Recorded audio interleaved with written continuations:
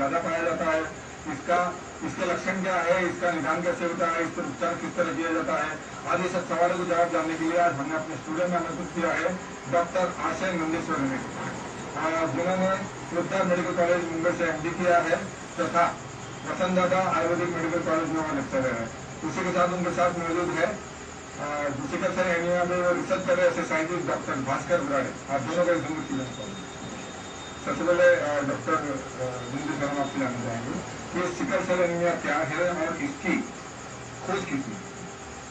Sickle cell anaemia के बारे में विदर्भ में सबसे इम्पोर्टेंट बात है कि यहाँ इस व्याधि से पीड़ित रोग बहुत ज्यादा मात्रा में, और एनीमिया का सबसे मुख्य जो डेफिनेशन कि रक्त में ऑक्सीजन जो है वो आपके सेल्स और टिश्यूज जो पहुंचाने की जो मात्रा है, decrease oxygen carrying capacity of the blood is known as anaemia. तो ये एनीमिया कई तरीके का होता है, उसमें से एक हीमोग्लोबिनोपैथीज में सिकल सेल एनीमिया एक टाइप है। हीमोग्लोबिनोपैथीज में सिकल सेल एनीमिया में होता यह है कि जो आरबीसी होती है, यानी रक्तकण, लाल रक्तकण जो होती है वो एलिप्टिकल सेल्स की होती है, गोलाकार होती है, अंडाकृति होती है। तो सिकल सेल एनीमिया में ये अंडाकृति न रहकर सिकल में हसीरे के आकार की या अर्धचंद्राकार जिसे आप कहते हो उसके आकार की यह पेशियां हो जाती है, रक्तकण पेशियां। और यह पेशियां होने के कारण जैसे एक आरबीसी का नॉर्मल लाइफ स्पैन 100 दिन या 120 दिन तक होता है, इन पेशेंट्स में, इन लोगों में यह जो लाइफ स्पैन है आरबीसी का घट के 20 से 30 दिन तक हो जाता है। तो उसके कारण जो ब्लड है या जो आरबीसी है ये टूटते हैं, उनका डिस्ट्रक्शन, उनका लाइसिस, हीमोलाइसिस बहुत ज्यादा जल्दी होता है। ठीक है, इसकी खोज 1910 में जेम्स हेनरी ने किया था। जेम्स हेनरी ने उसका ये किया था 1910 में, इसकी खोज सबसे पहले हुई थी। लैब में उन्होंने देखा कि ये जो रक्तकण है जब वो देख रहे हैं तो उसमें कुछ गोलाकार आकृति की जगह चंद्राकार आकृति हमको मिली। जो लोग जैसा खून के बारे में जिनको पता है, जैसा खून में वैसा 3-4 कंपोनेंट्स होते हैं, जैसा प्लाज्मा है वगैरह वगैरह, तो उसमें जो रेड सेल होता है, तो रेड सेल में जो उसका जो आकार होता है उसमें बदलाव होता है, वो मुख्य कारण, दो मुख्य कारण है। और डॉक्टर बताइए भारत में ये जो सिकल सेल एनीमिया है ये कब पाया गया? इसकी जो खोज है हिंदुस्तान में, अपने देश में, ये लेहमन एंड कर्टबुश, ये जर्मन फिजिशियन ये ऊटी में आए थे सबसे पहले, और वहाँ पे अपना कार्य उन्होंने शुरू किया था दक्षिण भारत में, जो कि अभी इसमें तमिलनाडु स्टेट में है। तो एक इरूड़ा नाम का एक 26 साल का लड़का, उस लड़के एक अचानक बुखार चढ़ के आया और एकदम बॉडी पेन होने लगी। तो उनको लगा कि ये क्या हो सकता है, उन्होंने खून लिया, उनका खून का परीक्षण किया।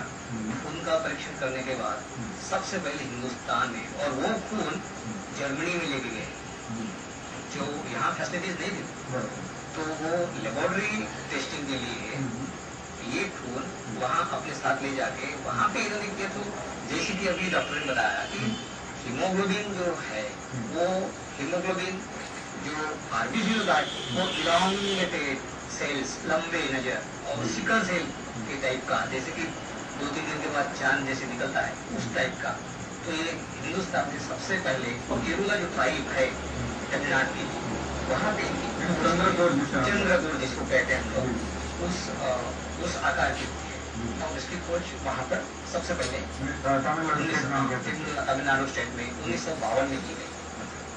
1900 आपने जो बताया 10 के बाद लगभग 42 साल बाद भारत में पाया गया। भारत में नहीं, ये बहुत पहले से था, लेकिन इनकी खोज ही नहीं हुई थी। 1910 के पहले आपने बताया कि जर्मनी में जाके टेस्ट किया। जर्मनी में, क्योंकि उतनी मॉडर्न टेक्नोलॉजी अवेलेबल नहीं थी हिंदुस्तान में, जिसके वजह से वो उनकी खोज हो नहीं पाई। तो जैसे कुछ पेशेंट वगैरह में गए, डॉक्टर लोग ट्रीट कर देते, कई सारे लोग मर जाते थे, लेकिन क्योंकि इसकी खोज हुई ही नहीं, लोगों को पता ही नहीं, तो ट्रीटमेंट क्या है, आगे डॉक्टर को बताने चाहिए क्या तो ये क्या चीज है करके ये भी बताएंगे। चलिए, अगर हम पूरे भारत की बात करें तो कौन सा प्रदेश है या कौन सा भाग है जहाँ पर सिकल सेल एनीमिया के जो पेशेंट से ज्यादा पाए जाते हैं?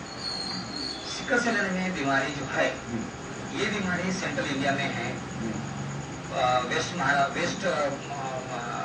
इसमें इंडिया में है, जैसे गुजरात हो गया, महाराष्ट्र हो गया, सदर्न के स्टेट हो गए, जो दक्षिण भारत है पूरे ऑलमोस्ट पूरे इसमें है, उड़ीसा हो गया, इसमें काफी सारे प्रिवेलेंस रेट है, काफी हाई प्रिवेलेंस रेट है, और उसमें भी कुछ कम्युनिटी में ज्यादा है, कुछ कम्युनिटी में कम है। जैसे कि महाराष्ट्र की हम बात करेंगे, हम वो भी जानना चाहेंगे कि अभी कम्युनिटी की बात की, कम्युनिटी का मतलब आपका कास्ट से रिलेटेड है?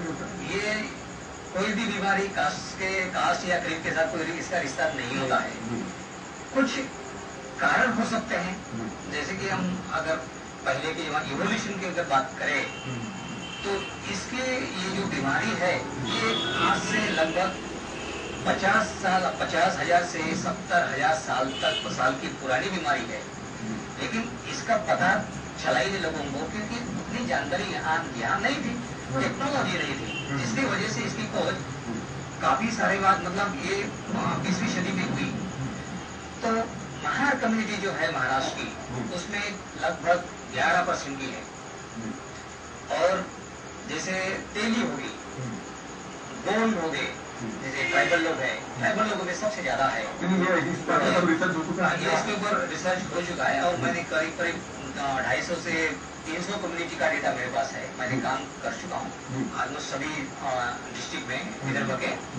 तो सबसे ज्यादा हम लोगों को पाया गया है कि ट्राइबल लोगों में है, शेड्यूल कास्ट में है, ब्राह्मण में है, जैन में है, राजपूत कम्युनिटी में भी है, जो कि आज तक किसी ने रिपोर्ट नहीं किया, मुस्लिम लोगों में भी है। इसका मतलब ये है कि कोई भी बीमारी हो या सिकल सेल का जो रिश्ता है वो केवल जात या धर्म के साथ रिश्ता नहीं है, इसका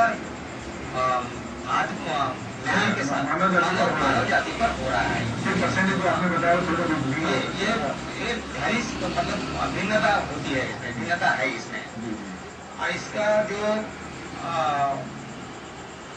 म्यूटेशन जो एक रिस्पॉन्सिबल फैक्टर है इसका, म्यूटेशन मतलब जेनेटिक लेवल में, डीएनए लेवल में आंतरिक चेंज होता है। जैसा कि वैलिन ये प्रोटीन है, ये वैलिन जैसे कि हीमोग्लोबिन जो हमारा खून है, हीमोग्लोबिन से बनता है।